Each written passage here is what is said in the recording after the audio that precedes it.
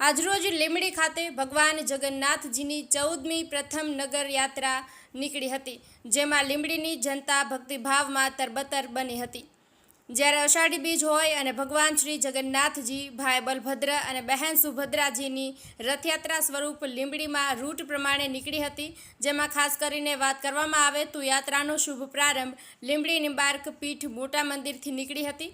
ત્યારબાદ રૂટ પ્રમાણે ગ્રીન ચોક, રાજકવિ ચોક, Sarvaiya Hanuman, Bhalgam Rajgate, civil hospital road અને દલવાડી સમાજની ભોજન શાળાથી લઈને ઉટડી પુલ પરથી પરત મોટા મંદિર ખાતે યાત્રા પહોંચી હતી। ત્યારે આ રથયાત્રામાં અલગ અલગ ફ્લોટ રજૂ કરવામાં આવ્યા હતા, તેમજ ભજન મંડળી, દેશભક્તિના ફ્લોટ પણ રજૂ કરવામાં આવ્યા હતા અને આ યાત્રામાં નામી અનામી સાધુ સંતો પણ હાજર રહ્યા હતા। લોકોનું એટલે કે ભક્તોનું માનવ મહેરામણ ઉમટી પડ્યું હતું।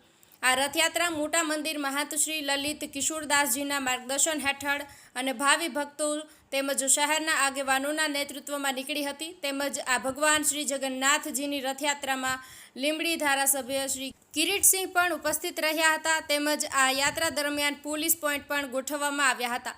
તેમજ યાત્રાની સાથે સાથે પોલીસ બંદોબસ્ત ગોઠવી આપવામાં આવ્યા હતા। તેમજ આ યાત્રામાં લીંબડી સિવિલ હોસ્પિટલની ડોક્ટર સાથે એમ્બ્યુલન્સ, લીંબડી નગરપાલિકા, ફાયર ફાઇટર, પીજીવીસીએલની ટીમ તેમજ લગ્ન તંત્ર દ્વારા કામગીરી કરવામાં આવી હતી।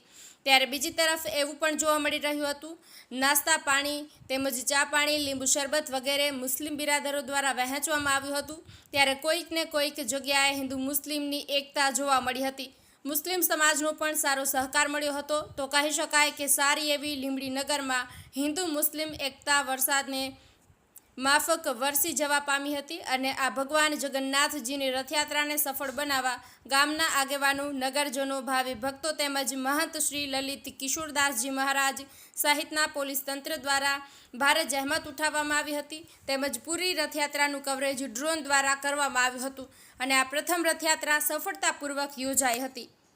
કલ્પેશ વાઢેર, સુરેન્દ્રનગર।